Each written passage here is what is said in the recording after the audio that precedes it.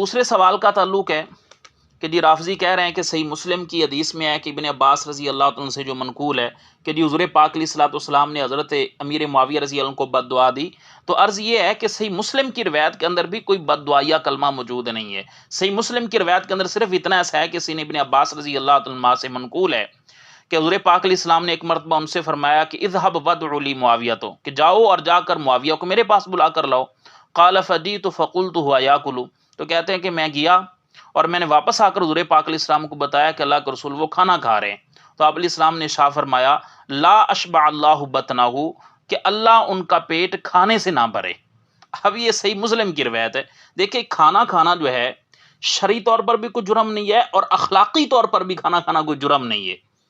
اب ظاہر بات ہے یہ نہیں ہو سکتا کہ حضور پاک علیہ السلام بغیر کسی قصور کے، بغیر کسی جرم کے کسی انسان کے حق کے اندر بد دعا دیں۔ ایسا حضور پاک علیہ السلام کبھی بھی نہیں کرتے تھے کہ بغیر کسی قصور کے کسی کے حق میں بد دعا کر دیں۔ لہٰذا جو لا اشبع اللہ بطنہ، کہ اللہ ان کا پیٹ کھانے سے نہ بھرے، اس جملے سے بد دعا سمجھنا کہ حضور نے ان کو بد دعا دے دی، یہ بالکل درست نہیں ہے۔ اس جملے کا صحیح مطلب کیا ہے، اس جملے کا صحیح مفہوم کیا ہے؟ مناسب معلوم ہوتا ہے کہ دوسرے لوگوں سے معنی لینے کی بجائے ہم اس حدیث کا مفہوم خود اس حدیث کے راوی سے ہی لیں، کیونکہ ائمہ محدثین کا اتفاقی اصول ہے کہ جو راوی حدیث ہوتا ہے وہ اپنی حدیث کا معنی سب سے زیادہ جانتا ہوتا ہے۔ چنانچہ اس حدیث کے راوی یونس بن حبیب رحمہ اللہ تعالی علیہ، ان کی روایت مسند ابی داؤد 83 میں موجود ہے۔ تو مسند ابی داؤد 83 حدیث نمبر ہے 2869، یہی حدیث ہے جو یہ پیش کر رہے ہیں۔ تو مسند ابی داؤد 83 کی روایت کے اندر اس حدیث کے راوی جو ہیں یونس بن حبیب رحم اللہ، وہ خود اس حدیث کا معنی بیان کرتے ہوئے فرماتے ہیں کہ اس حدیث کا معنی یہ ہے کہ لا اشبع اللہ بطنہ فی الدنیا، کہ اللہ ان کا پیٹ دنیا کے اندر کھانے سے نہ بھرے، حتی لا یکون ممن یجوع یوم القیامت، تاکہ قیامت والے دن یہ ان لوگوں میں سے نہ ہوں جو بھوکے رہیں گے۔ لأن الخبر عن النبی صلی اللہ علیہ وسلم، اس لیے کہ نبی اسلام سے منقول ہے کہ آپ علیہ السلام نے ارشاد فرمایا اطول الناس شبعا فی الدنیا اطولهم جوعا یوم القیامت، کہ اللہ یعنی حضور اسلام نے فرمایا کہ اطول الناس شبعا فی الدنیا، کہ جو لوگ دنیا کے اندر پیٹ بھر کر کھانا کھاتے ہوں گے نا، تو اطولهم جوعا یوم القیامت، تو قیامت والے دن وہی لوگ سب سے زیادہ بھوکے ہوں گے۔ تو گویا کہ اس حدیث کے راوی یہ بات سمجھانا چاہ رہے ہیں کہ حضور پاک علیہ السلام نے جو فرمایا نا کہ لا اشبع اللہ بطنہ،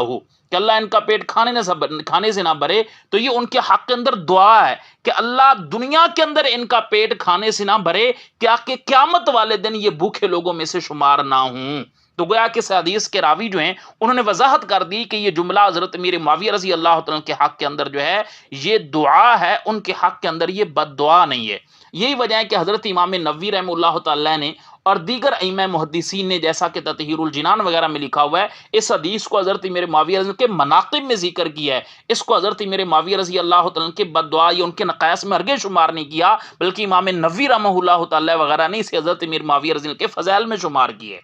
اور جہاں تک یہ بات ہے کہ دیکھیں اس حدیث میں آ رہا ہے کہ اللہ پاک ان کا پیٹ دنیا میں کھانے سے نہ بھرے، تو پھر کس چیز سے بھرے؟ اس کی وضاحت ایک دوسری حدیث مبارکہ کے اندر موجود ہے، جسے حضرت امام بخاری رحمہ اللہ تعالی علیہ نے اپنی سند کے ساتھ جو ہے التاریخ الکبیر کے اندر نقل کی ہے۔ اس کی حدیث کی سند سنیں۔ قال علی اسحاق بن یزید قال حدثنا محمد بن مبارک السوری قال حدثنا صدقۃ بن خالد قال حدثني وحشی بن حرب بن وحشی عن ابیہ عن جدہ قال كان معاویۃ ردف النبی صلی اللہ علیہ وسلم فقال یا معاویۃ ما یلینی منک، ما یلینی منک فقال بطنی، قال اللہم املأہ علما وحلما۔ یہ التاریخ الکبیر ہے اور رقم ترجمہ ہے 2624۔ تو اس کے تحت یہ امام بخاری رحمہ اللہ اپنی سند کے ساتھ حدیث نقل کر رہے ہیں۔ اس حدیث مبارکہ کا جو مفہوم ہے وہ اس حدیث مبارکہ کا مفہوم کچھ یوں بنتا ہے کہ حضرت سیدنا وحشی بن حرب رضی اللہ تعالیٰ نے یہ حدیث مبارکہ نقل کرتے ہیں کہ کانا معاویۃ ردف النبی صلی اللہ علیہ وسلم، کہ ایک دفعہ حضرت میرے معاویہ رضی اللہ نبی الاسلام کے پیچھے سوار تھے، فقالا یا معاویۃ ما یلینی منک، آپ علیہ السلام نے فرمایا کہ اے معاویہ بتاؤ کہ تمہارے جسم کا کون سا حصہ میرے قریب تر ہے؟ تو قالا، تو حضرت میرے معاویہ رضی اللہ نے عرض کیا کہ بطنی، کہ اللہ کے رسول جو میرا پیٹ ہے وہ آپ کے زیادہ قریب ہے۔ قال اللہم املاہ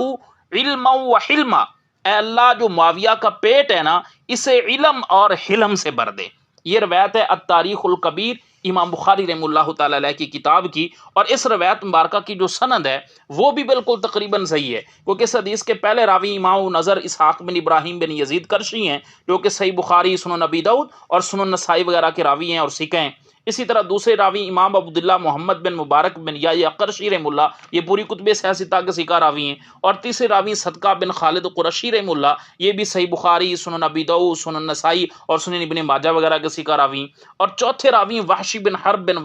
حرب حبشی حمصی رحم اللہ، یہ بھی سنن نبی داؤد اور سنن ابن ماجہ وغیرہ کے ثقہ راوی ہیں۔ اور جو اس کے پانچویں راوی حرب بن واشی، انہیں بھی امام ابن حبان رحمہ اللہ تعالیٰ نے ثقات راویوں کے اندر شمار کیا ہے اور انہیں ثقہ قرار دیا ہے۔ اور اس کے چھٹے راوی ہیں سینا واشی بن حرب حبشی رضی اللہ تعالیٰ عنہ، تو ظاہر بات ہے کہ واشی بن حرب رضی اللہ عنہ یہ صحابی رسول ہیں۔ تو اس سے معلوم ہوا کہ اس حدیث مبارکہ کی سند جو ہے وہ بالکل صحیح ہے۔ دیکھیں اس حدیث مبارکہ میں کیا الفاظ ہیں، اللہم املاہ علما و حلما،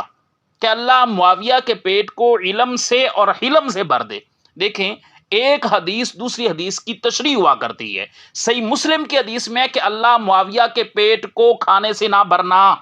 تو سوال اٹھا پھر کس سے بھرا جائے؟ تو حضور پاک علیہ السلام کی دوسری حدیث میں ہے کہ اللہ کے نبی صلی اللہ علیہ وسلم نے دعا کی، اللہم املاہ علما و حلما، اللہ معاویہ کے پیٹ کو علم سے بھر دے اور حلم سے بھر دے۔ اس سے معلوم یہ ہوا کہ صحیح مسلم کی روایت کے اندر جو لا اشب اللہ بطنہ کے الفاظ ہیں وہ حضرت امیر معاویہ رضی اللہ تعالیٰ کے حق کے اندر بد دعا نہیں ہے، بلکہ حضرت امیر معاویہ رضی اللہ عنہ کے حق میں دعا ہے، جیسا کہ اس کی وضاحت دوسری حدیث سے ہو رہی کہ اللہ معاویہ کے پیٹ کو علم سے بھر دے اور حلم کے ساتھ بھر دے۔ اللہ پاک مجھے اور آپ کو حق بات سمجھنے کی توفیق عطا فرمائے۔